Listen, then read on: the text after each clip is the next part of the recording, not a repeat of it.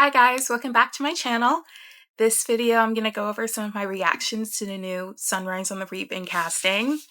I loved this book. I read it in, I think, March when it came out. I was obsessed. I was on the floor crying, all of the feels. It was such a great book. And I saw they were actually coming out with a new movie for it and the casting. I was like, I need to talk about this. I need to talk to someone about this.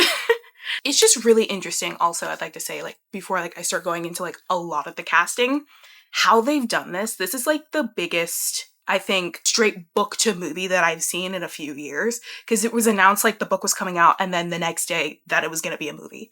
And that is perfect, I think, but also terrifying when you're reading the books, because you're reading it and then when you finish it and it's heart-wrenching, you're like, oh shit, I'm gonna have to see this like on screen.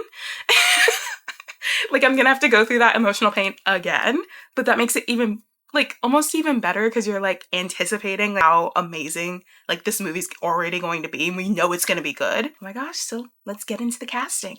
Getting to Haymitch's casting. I know Lenore was cast first, but I think is the one that is, like, really interesting also.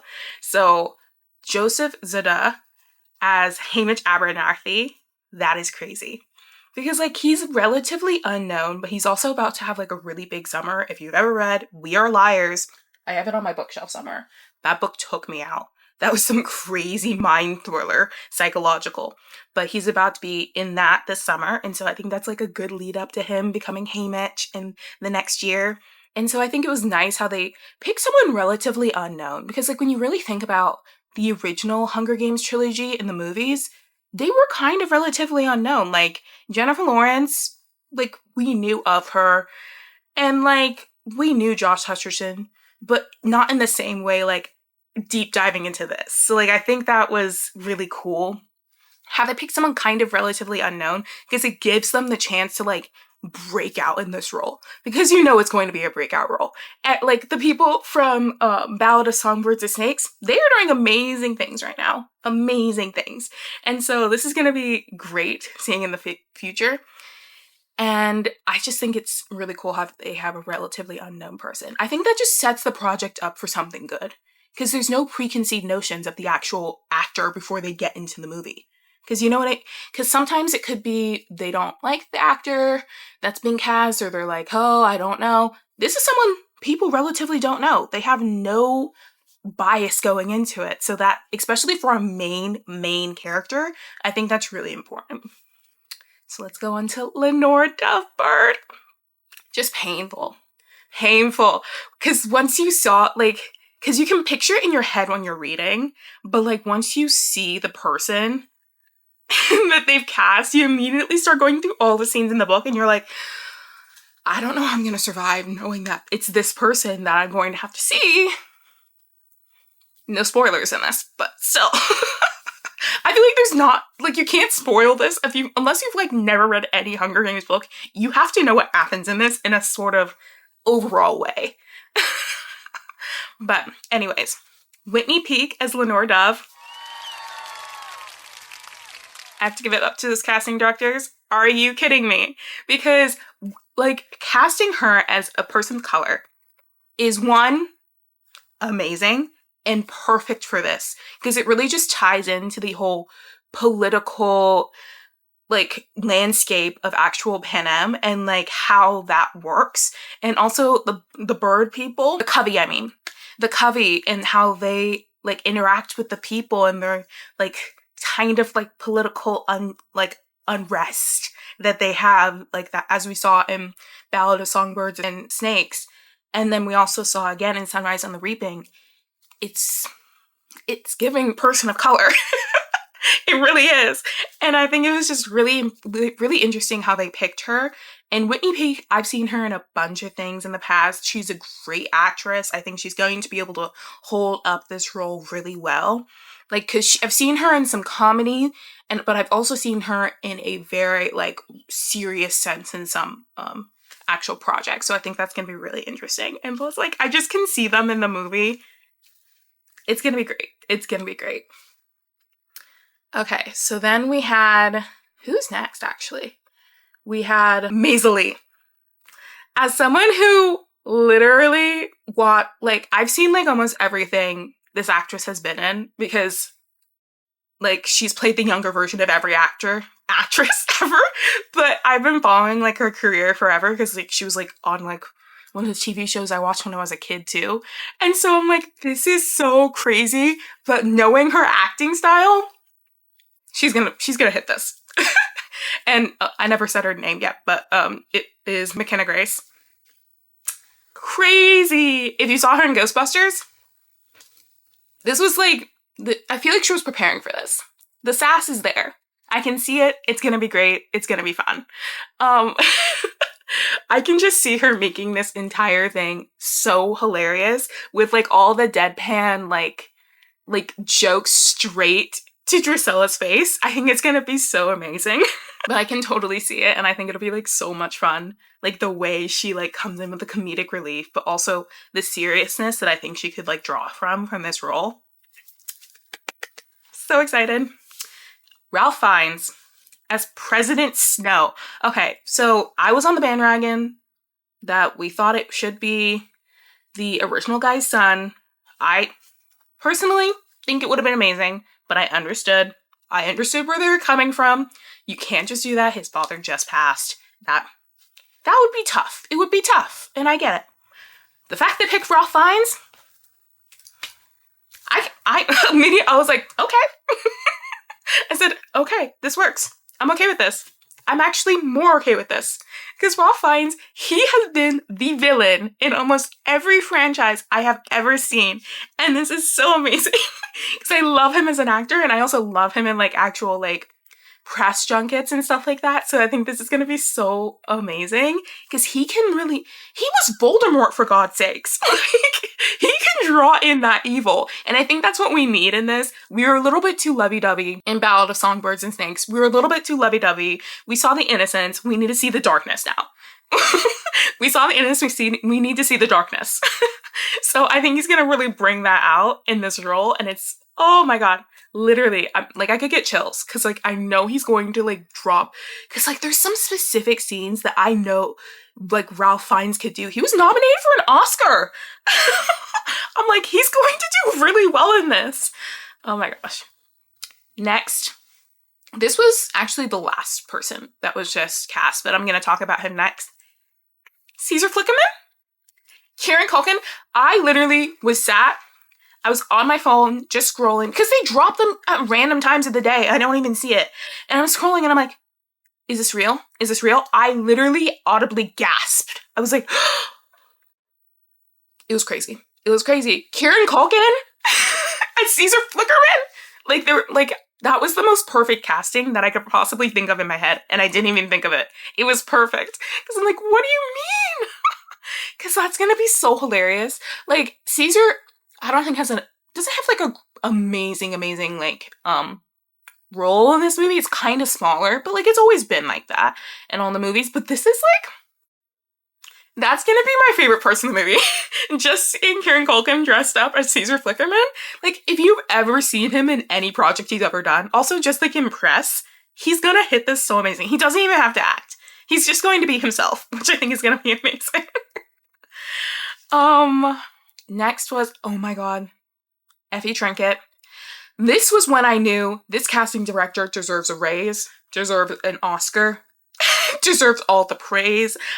Deserves everything in this world, because they did the one thing I didn't think they would be able to do. I was like, this is a pipe dream. The minute this book came out, I was like, this is who this person should be. This is a pipe dream. They never allow us to have a fan casting. It's not going to happen. It's just not going to happen. Elle Fanning as Effie Trinket, literally my dream fan casting for this role. Can you imagine, like, one, it was essence of like the role, and two, it was like the ability for her to like actually have all those costumes, because it like Elle Fanning is first and foremost an amazing actress, yes, but also an amazing dresser. She is such a fashionista, and this role is gonna be perfect for that, because like she's gonna have the most crazy outfits. She even said in the press junket, she's like, but the outfits are gonna be amazing, right? It's gonna be so cool. And I will say it once and I'll say it again, I didn't think they would do it. I didn't think they would have the guts. I didn't think they would have the, like, notoriety, I guess, to be able to pull this off. Because, like, you would think Sunrise on the Reaping, the Hunger Games franchise, such a big thing, but how many people are actually gonna, like, want to, like, be cast in it? Which is, like, crazy to think about, but they have other things going on. There's Oscar opportunities in other movies, unlike this one, but they were able to draw in some big names for this. Some big names. Okay, who's next? Plutarch. We had other ideas for Plutarch. I understand. But Jesse Plemons, he can do it. He can pull off that morally gray character. You don't know where he's going. You don't know how this is gonna end. Like, he can pull this off. I've seen him, I literally just watched him recently in the Netflix TV show Zero Day. Just from that. Is he a good guy? Is he a bad guy? We don't know. So this is gonna be great for him as an acting role, because I'm like, I can just see those scenes. Oh my god, and literally, I just can't. It's so crazy that, like, because these people are big names. These people have been in Oscar-nominated movies. It's just like, drop. Oscar-nominated, all of them for the big people, and I'm like, this is crazy. He's gonna do great in that role. I can literally just see it. If you need to look him up and some other things, if you're like, who is this guy? He's been in some big stuff. He's also married to Kristen Durst, if you don't know, but that should give him some notoriety also. Oh my gosh. As someone said, we needed to steer away from simping over President Snow, Coriolanus, and Ballad of Songbirds and Snakes, so they gave us Kelvin Harris Jr. as Beetee. It's so cool. I'm like, this is, like, I've seen him act in so many things. He's gonna be so serious, but, like, you're gonna be able to pay attention. But it's gonna be so cool. I'm like, I'm obsessed with him as a casting as that. Because, like, that's just, like, you can see it. Like, plus they were doing so well with the side-by-side comparisons. Like, obviously you can do, like, some, like, changing hair color, really, like, exemplifying with makeup and stuff like that, how, like, well they look in comparison to each other. But these people, they were like, twin, quite literally. And I thought that was, like, so well with this role, because you can see, like, that could be, like, the guy who plays him older, they could be siblings. They really could be. And I think that's really important in how they, like, casted some of these roles. Because I'm like, you could have just picked random people. But they could, like, there's still some sort of, like, continuity in all three franchises and how these people are gonna look. And I think that's really important. Then for Wiress before she's crazy. Wiress before she's crazy. But is she crazy? Yeah, not getting into that. But Wiress as Maya Hawke. She can pull this off. Stranger Things, Maya Hawke. She's going to literally kick this out of the ballpark. Hit this out of the ballpark? I don't do sports. She's going to hit this out of the ballpark. It's amazing. Like, her, like, I can see the seriousness, but also, like, just the slightest hint of kooky, but not heavily kooky yet. You know what I mean? Like, she can act that well. So I think that's gonna be really interesting. So I kind of, like, almost cried when I saw who they casted, Mags. So I was like, that's just so emotionally painful, because, like, Mags is just such, in both franchises, such, like, an innocent, honest person. And so I'm like, when you see, like, who Mags is gonna be as Lil Taylor, I was like, this is perfect. This is who we needed in a franchise to, like, come and, like, help us. You know what I mean? like she's the mother figure in this entire series, and so I'm like, it's really sweet. And then Luella and Lulu, okay, so I was in the camp where I'm like, it was kind of ambiguous, like, what the race was in the book, and so I'm not entirely, like, on the bandwagon, like, it should have been this, it should have been that. I think this was actually, when I started the TikTok sleuths, when the TikTok sleuths started doing some deep dives into, like, the actual comparisons, because he always said, like, my Luella, my sweetheart, Katniss, my sweetheart. And so, sorry, that was a spoiler. I'll put that at the beginning of this. But he always said they looked alike. And so when they have, like, that side-by-side picture of what Luella looks like in comparison to Katniss, it works. And you had to really think about that. I'm like, it could have been a person of color. That would have been interesting. But at the same time, I understood. This casting director is on the game, and I just gotta give them that that props. So Luella was, what's her name? Luella was Molly McCann. Haven't seen her in anything, but I also, with what they have done in all these other casting, I trust her. I trust them. And then Lulu was Iona Bell. Also haven't seen her in anything, but also trust them. Trust them. I think it's gonna be great. So, oh my gosh. Literally, this casting has been the most amazing thing to watch. Like, as like a person who's chronically online, this marketing campaign to get the casting has been nuts. All the commentary about like, when's this drop gonna happen? When's this drop gonna happen? Us being like actual people of like Panem waiting for the tributes to be called. Like, that was such a mind fuck. I was like, why do you have to put me in this position to have to like understand Panem? But that's also what they want us to do, because we are technically them while we're reading this book. And so like, it was so cool seeing all these drops, because you'll just be randomly going about your day and then you're like, who have they cast? What has happened? And also everyone was dropping like fake ones, so I couldn't be sure, and we just kept on seeing Effie as a fake one. And then when it actually came out, I didn't trust it. I had to go back to like triple check online. Did this actually happen? Am I being duped? But it was so cool. All the drop style, it was so amazing, and it really made me like more excited for the film. And especially like when you think about, for people who like aren't gonna read the book, because there are gonna be some people who aren't, but are still excited for the franchise, this is drawing so much more attention, because they're like, wait, who's getting cast in this movie? It's Hunger Games. Okay, maybe I should watch it. They're building such an amazing marketing campaign for this movie. It is crazy. This is me putting my marketing hat on.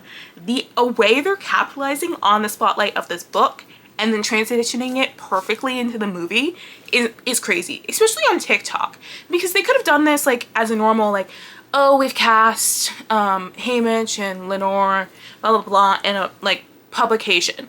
But no, they're doing this. This is for the fans. This is for the fans who have been asking and wanting and begging for some casting. And they're doing this early. Well, not early, but they're doing this like a really good timeline. So it has like enough time for us to like simmer down. But then we can get stills soon of them on set, and then from pictures. When they drop some still photos from that movie, I will be screaming. Screaming. It's gonna be so cool. But yeah, this is the first time I've seen like in a really long time, I shall say, not like first time, but in a really, really long time, a really good, accurate casting. I haven't seen this since the original Hunger Games, since Harry Potter, and honestly, I would say that. I would say that's it. They haven't done that well since then.